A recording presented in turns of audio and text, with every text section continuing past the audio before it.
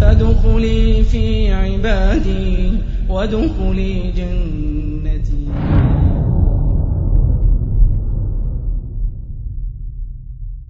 Semua amalan Bani Adam, anak Adam itu adalah bagi dia. Illa siyam, kecuali puasa, fa innahu li wa ana ajzi bih, dan dia adalah bagi aku, untuk aku, dan akulah yang berhak untuk memberikan ganjaran kepadanya. Ganjaran-ganjaran yang dibuat di dalam amalan-amalan disebutkan di antara pendapat telah ditetapkan oleh Allah Subhanahu wa taala, dilipat gandakan oleh Allah dari 10 hingga 700. Di sana dibahagikan mengikut kepada amalan-amalan yang telah diketahui oleh malaikat, seperti mana disebutkan oleh Syekh tadi. Malaikat dah tahu dah ini nilai berapa, dia punya ganjaran berapa, dicatatkan. Kecuali puasa dikatakan, yang mana ianya adalah merupakan rahsia di antara hamba dengan Allah Subhanahu wa taala. Ini ada beberapa pendapat penafsiran mengenai daripada hadis kursi ini. Di antaranya yang disebutkan tadi, iaitu rahsia di antara hamba dengan Allah, iaitu niatnya yang ia telah pun azamkan di dalam hatinya, dipaksikan dengan setulus-tulusnya kepada Allah Subhanahu wa taala, maka nilaian itu adalah dinilai oleh Allah Subhanahu wa taala. Itu yang pertama. Yang keduanya di antaranya disebutkan adalah kerana puasa ini tak pernah lagi digunakan oleh orang-orang yang nak menyekutukan oleh Allah melaksanakan ibadah puasa ni. Bermakna sejarahnya seperti dulu kaum musyrikin, mereka tak pernah berpuasa demi berhala mereka. Tetapi kalau berkorban demi berhala ada, bernazar demi berhala ada. Tetapi kalau nak berpuasa demi berhala tak ada. Maka ianya khusus ketika itu satu ibadah yang mendekatkan diri kepada Allah Subhanahu wa taala adalah puasa, maka layak dan berhaklah Allah di dalam nak memuliakan kepada puasa tersebut. Allah mengatakan akulah yang akan memberikan penilaiannya. Itu yang kedua. Yang ketiganya mengatakan bahawa amalan setiap Bani Adam ini dianya akan dipertanggungjawabkan nanti, dan dia wa imma kekal kepada hamba Allah atau tak. Berdasarkan apa? Berdasarkan hutang piutangnya di antara sesama makhluk. Maknanya, kalau dia ada berhutang dengan makhluk, dekat sana di akhirat dibicarakan oleh Allah, maka dia diwajibkan untuk melunaskan hutangnya. Tak lagi ketika itu dia boleh untuk nak lunaskan hutang dengan wang, dengan barang yang diambil. Maka yang boleh ketika itu dilulaskan adalah diberikan ganjaran pahalanya. Itu kalau dia hutang harta, wang ataupun benda yang diambil. Kalau dia buat dosa, iaitu mengumpat, bercakap tak baik kepada orang, atau berbuat kezaliman kepada orang lain, maka begitulah juga pahalanya akan diberikan kepada orang tersebut. Kalau dah habis pahala tu, maka pula dosa-dosa orang itu akan ditanggung ke atas dirinya.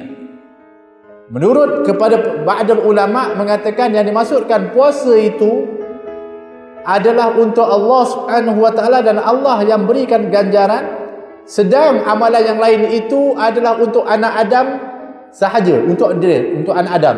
Tapi puasa untuk Allah, maka yang namanya puasa ini walaupun pahala diberikan kerana ketika itu nak lunaskan daripada hutang piutangnya, sama ada dosa dia ataupun dari hutang-hutang daripada apa yang diambil, tetapi puasa tak diberikan.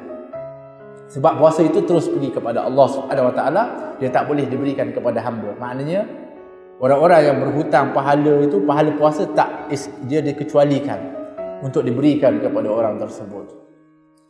Di antaranya juga kata kerana puasa ini adalah satu-satu ibadah yang dia sangat terpelihara daripada riak. Sebab dia adalah perkara yang tersembunyi. Sebab kalau kita nak puasa yang yuk boleh.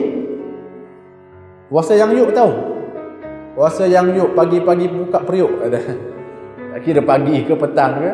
Dia boleh berpuasa nampak depan orang, tapi di belakang dia boleh makan sejam diam, tapi dia sanggup tahan juga. Demi Allah, dia tahu Allah melihat masa tu, dia lihat Allah, dia tahu Allah melihat. Alhamdulillah, ada keimanan dia. Maka ini di antara salah satu daripada perkara-perkara yang ditafsirkan daripada apa yang disebutkan di dalam hadis qudsi ini, yang mana ianya adalah untuk menunjukkan akan kelebihan puasa itu, yang dikurniakan oleh Allah Subhanahu wa taala kepada anak Adam ini. Kemudian Nabi melanjutkan, asyamu junnah. Puasa itu benteng, kata Nabi, bukan jinnah. Kalau puasa itu jinnah, puasa itu jin. Kalau jannah, syurga. Jangan salah baris. Kena hati-hati dalam bahasa Arab ni nak cakap. Kan, kalau dalam kita perambi kan, jun lah. Kan? Jin ke jun ke jan ni. Dia ada makna berbeza di sana. Walaupun hurufnya sama. Jadi junnah maknanya benteng. Benteng daripada apa? Ada pendapat mengatakan benteng daripada neraka Allah, wiqayah, penjagaan dari neraka Allah. Ada yang mengatakan daripada benteng menyelamatkan dirinya daripada terjerumus daripada hawa nafsu. Maka kedua pendapat ini adalah benar, kerana kalau seorang itu berpuasa membentengkan dirinya dari jatuh kepada perkara syahwat, maka dia terselamat di dunia dan juga akan terbenteng dirinya itu daripada jatuh ke dalam neraka Allah Subhanahu wa taala. Sebab itulah kalau orang-orang yang belum menikah, Nabi suruh nikah. Ya ma'syaras syabab, wahai pemuda-pemudi, man istata'a bikumul ba'ah, kata Nabi, barang siapa yang kamu mampu, falyatazawwaj. Suka Ustaz Masyadan dengar pasal kahwin saja suka. Saya pun profil tak naik kat situ kan. Ustaz pun tak ada profil kan yang tu. Tapi ada anak tadi, alhamdulillah lah. Saya dia tak sebut, tak jelas. Ala kulli hal, kalau mampu kahwin, kata Nabi. Tapi kalau tak mampu, kata Nabi, puasa. Fa alaikum bisyam, hendaklah kamu puasa. Sebab apa? Sebab dia boleh jaga diri orang itu daripada nafsu, daripada pandangan. Itu peranan daripada puasa. Tapi kalau puasa masih juga tak dapat hawa nafsu, masih lagi matanya memandang bukan-bukan, maknanya tak berjaya lah. Yang namanya puasa, kami shaimin laisa lahu min siyamihi illal ju' wal 'atash.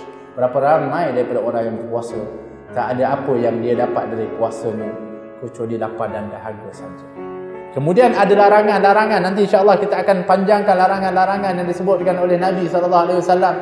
Jangan mengeluarkan kata yang keji, jangan kamu bergaduh. Kalau ada orang yang mana dia nak bergaduh dengan kamu, mengajak kamu itu berbuat perkara yang bergaduh, nak menyakiti kamu, mengeluarkan kata-kata tak baik kepada kamu, maka hendaklah kamu ketika itu mengatakan inni shaimun, aku ini berpuasa. Tapi ulama kata tengok keadaan nak sebut ni. Kalau dalam Ramadan boleh sebut, sebab yang ini tak ada masalah, semua orang tahu bulan Ramadan puasa. Tapi kalau di luar bulan Ramadan, tengok hati. Kalau kita sebut inni shaimun, itu akan melahirkan riak untuk kita nak bagi tahu aku puasa tau. Maka pahala puasa dia habis, lebih baik dia tak sebut, dia lari, dia pergi tempat lain. Tapi kalau Ramadan, buat apa dia nak sombong, semua orang puasa, maka bolehlah disebut dengan jelas, iaitu inni shaimun, aku berpuasa. Kerana dengan sebutan itu akan meredakan daripada kemarahan yang mungkin akan terbit daripada diri dia. Bermakna dengan kita mengetahui bahawa kita berpuasa, ianya juga disebut sebagai melahirkan kesabaran. Sebab tu Ramadan juga disebut sebagai syahrus sabar, iaitu puasa itu disebut sebagai bulan kesabaran. Kena bersabar sekejap insya-Allah.